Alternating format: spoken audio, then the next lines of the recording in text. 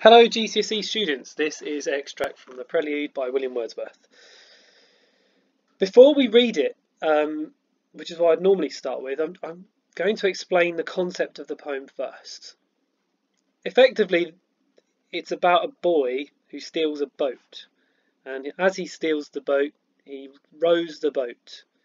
And he rows the boat into something like this. He steals it from somewhere over here, say, and as he rows into the lake, feeling like an all-powerful, all-conquering hero, he looks up at a little hill like this one over here, see where the mouse is, and goes, wow, I'm kind of a big deal, me. I've stolen this boat. I'm in charge of my own destiny. Look at this poxy little hill. Look, if this is the best that nature's got to throw at me, then I'm a pretty supremely powerful human being, aren't I? But then he carries on rowing backwards, and he rows into the middle of the lake. And as he's in the middle of the lake, he goes, oh my God! Look at the size of that mountain up there, or that mountain up there, or that particular hugely vast hill. And as he sees the might of the huge mountains behind the small mountain, he goes, oh my goodness, I am so incredibly small and insignificant. I am so incredibly tiny, and I'm so infinitesimally small that I really am not that powerful after all. And once we understand that that's the concept of the poem, I think it's a much more straightforward poem. Boy steals boat, thinks he's a big deal, sees the hill, reinforces his sense of superiority. And then, as he moves backwards into the middle of the lake, he realises that in fact nature is almighty in comparison to him. So as a poem, this one is focusing on the power of nature specifically, and the inner conflict that he will feel as a consequence of this discovery. Extract from the Prelude. The clue to be taken from this is that it's an extract. It's from a much longer poem. It's only a small section of it because it's from an epic poem. And an epic poem here, look, this is only Wikipedia, but a lengthy narrative poem. That's exciting. What we're supposed to really take from it, though, is that typically the central character of an epic poem is a hero. And so Wordsworth, who is writing an autobiographical poem to some degree, is casting himself as a younger man in the role of hero. Let's read the poem at this particular stage, as I think that kind of gives us an overview of it, and we can now explore some of the language. One summer evening, led by her, I found the little boat tied to a willow tree within a rocky cove, its usual home. Straight I unloosed her chain, and stepping in, pushed from the shore. It was an act of stealth and troubled pleasure, nor without the voice of mountain echoes did my boat move on, leaving behind her still on either side small circles glittering idly in the moon, until they melted all into one track of sparkling light. But now, like one who rows, proud of his skill to reach a chosen point with an unswerving line, I fixed my view upon the summit of a craggy ridge, the horizon's utmost boundary. Far above was nothing but the stars and the grey sky. She was an elfin pinnace. Lustily I dipped my oars into the silent lake, and, as I rose upon the stroke, my boat went heaving through the water like a swan. When, from behind that craggy steep, till then, the horizon's bound, a huge peak, black and huge, as if with voluntary power instinct, upreared its head. I struck and struck again, and growing still in stature, the grim shape towered up between me and the stars, and still, for so it seemed, with purpose of its own and measured motion like a living thing, strode after me. With trembling oars I turned, and through the silent water stole my way back to the covert of the willow tree. There in her mooring place I left my bark, and through the meadows homeward went, in grave and serious mood. But after I had seen that spectacle, for many days my brain worked with a dim and undetermined sense of unknown modes of being. Over my thoughts there hung a darkness, call it solitude or blank desertion. No familiar shapes remained, no pleasant images of trees, of sea or sky, nor colours of green fields, but huge and mighty forms that do not live like living men, moved slowly through the mind by day, and were a trouble to my dreams. So, if I scan outwards there, we can see it's a long poem, and one of the longest in the Power and Conflict anthology. But when we understand the concept of the poem, boy steals boat, rows boat, sees small mountain, thinks he's insurmountable, thinks he's all-powerful, carries on into the middle of the lake, sees huge mountain, realises actually he's really quite small, casting himself in the role of hero. We can see that this is really not a terribly complex poem after all, at least in terms of the concept. Some of the language is tricky. I'm not going to start at the beginning of the poem. I'm going to go to the middle part of the poem, because given the way I'm doing this, I want to find that particular moment where we see the change in tone. And it's about here. Because it's in those two lines, when from behind that craggy steep till then the horizon's bound, a huge peak, black and huge, that's where we have our volta, V-O-L-T-A. That's where our turning point is. That's what volta means. The turning point in the poem. Because up until this moment,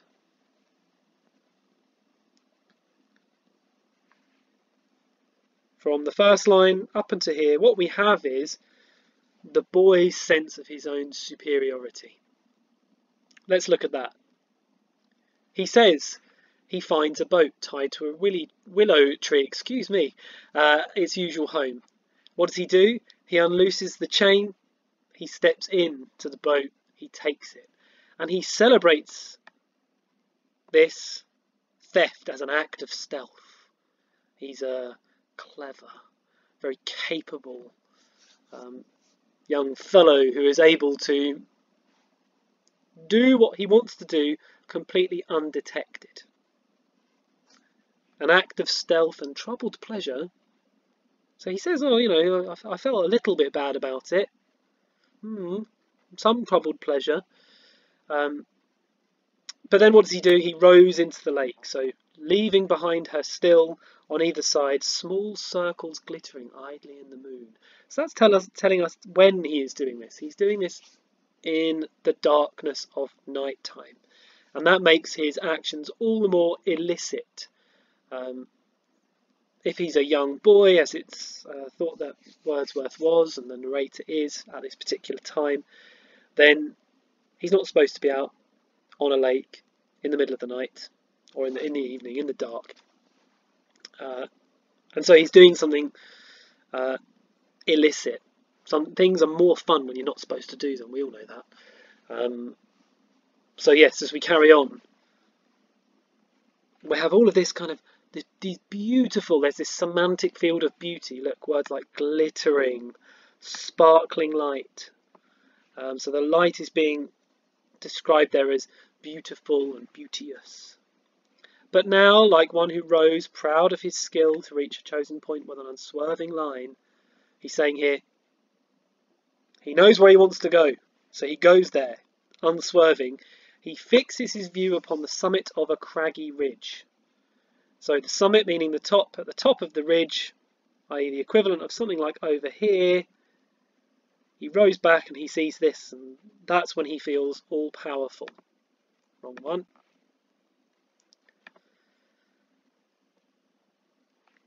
Far above was nothing but the stars and the grey sky. She is the boat.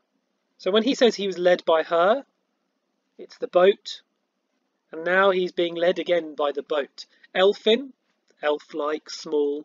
Pinnis is a small boat. Lustily he dips his oars into the silent lake. There you are. He starts rowing backwards, and as he rises upon the stroke, the boat goes heaving through the water like a swan. Look at this simile, like a swan, telling us of the kind of graceful, peaceful, serene. Serene's a nicer word than peaceful, I think. The serenity, the serene nature of his movement from the shore to the first beginnings of the middle of the lake. Till then, and that word then is perhaps where that turning point is. We have the horizon's bound, the horizon's edge, the top of it. He sees a huge peak, black and huge. And so previously, up until now, we've had beautiful, carefully selected language, that semantic field of the glorious, glittering, sparkling, beautiful light, the kind of the beautiful language chosen, let's just stick with that, has now been replaced by huge peak, black and huge. Now my silly voice there is to accentuate that these words are simplistic in comparison to what we've had before, and therefore Wordsworth is trying to indicate to us that here the young man, he is now rendered dumbfounded comparatively. He is now inarticulate. The beauty of the language has been kind of knocked out of him by the awesome power of and the huge size really of the mountain, which uprears its head. So from here on we will see the mountain being personified as so vast a being really, that's what reinforces his smallness, his insignificance. So what does he do? He strikes again, and growing still in stature, the mountain continues to get bigger as the young man moves back into the middle of the lake. And the mountain towers up. Look at that verb, towered up between him and the stars. So to tower implies that something's domineering, that it's so huge, so vast, so enormous that it's metaphorically kind of peering down at him, looking down at him. And as he continues, it just says, for so it seemed the mountain had a purpose of its own, and he feels like the mountain is striding after him. The trembling dictates, reveals his fear, and the water, which is now silent, it was always silent in fact, sorry, he says he's stealing his way. So in this instance, to steal means he is moving as quietly as he can because he wants to avoid detection from that huge mountain. Where does he steal? Back into the covert, the hiding place, the cover, the protection of the willow tree. And so we have this really significant contrast here between words like covert and stole in comparison to earlier on in the poem his his word choice of self-aggrandizement, where he was telling us that, gosh, wasn't he so clever? Wasn't he so sneaky and cunning and stealthy in the way that he was able to steal the boat? At the beginning of the text, his silence was an asset. Now, he needs the silence because he is so struck with fear that he wants to escape. So what does he do? He leaves the bark. The bark is the boat. What is a boat? It's just bits of wood which are, put together and made into a vessel. Well, earlier on in the poem, we have these significant contrasts, ignore that bit. The boat was referred to as an elfin pinnace, a small boat but made large in his grandiose description of it. Now it's just a bit of tree, it's some bark, and he goes home through the meadows. And his mood is completely changed, a grave and serious one. And now as we get to this particular semicolon here, we now have a kind of shift in time. The poem jumps forward. After I had seen that spectacle for many days, he says, so the whole thing is told in retrospect, hindsight, for many days, my brain worked with a dim and undetermined sense of unknown modes of being. He's telling us here that for days afterwards, he was struck by how small he was and how vast the natural world was. He was struck by how little he really knew. He was struck by how there was much more out there, unknown modes, different ways to exist. And as a consequence of that, darkness, solitude, blank desertion. He's completely isolated. He's alone. He feels cut adrift, at a loss.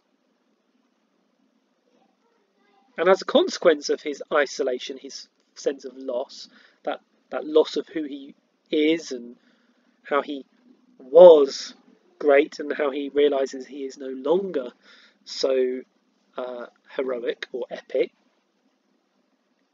as a consequence of that, there is no joy for him to feel in the rest of his sort of time. He says, no familiar shapes remained, no pleasant images of trees or sea or sky, no colours of fields.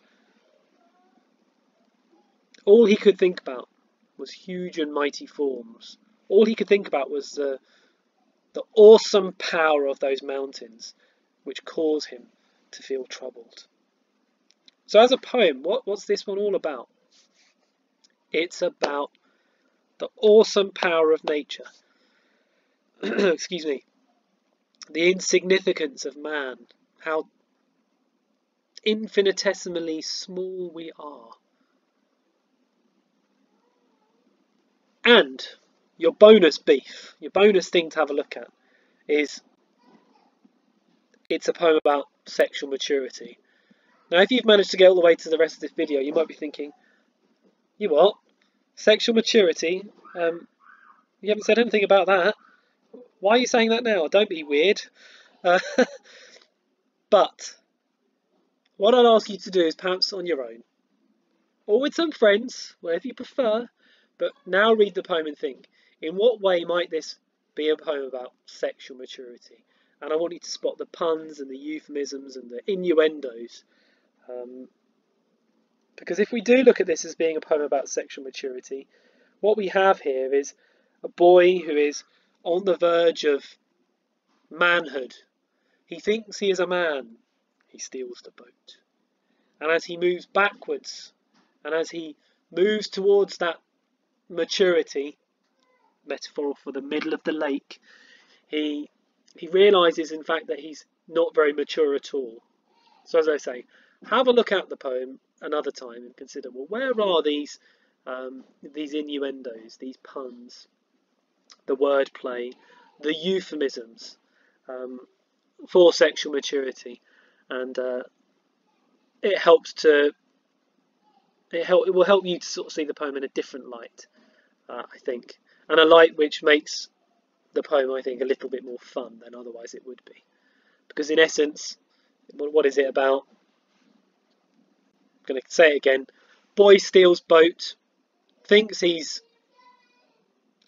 supremely powerful, carries on back into the lake, sees the might and huge vastness of the mountain, and realises that actually he's really quite small and insignificant. And that's about it. There'll be some questions to follow, which will appear on Go for Schools. Please do answer those. They'll be helpful in checking your understanding. And enabling you to proceed in this period while the schools are closed with an understanding of the poems that you need to know.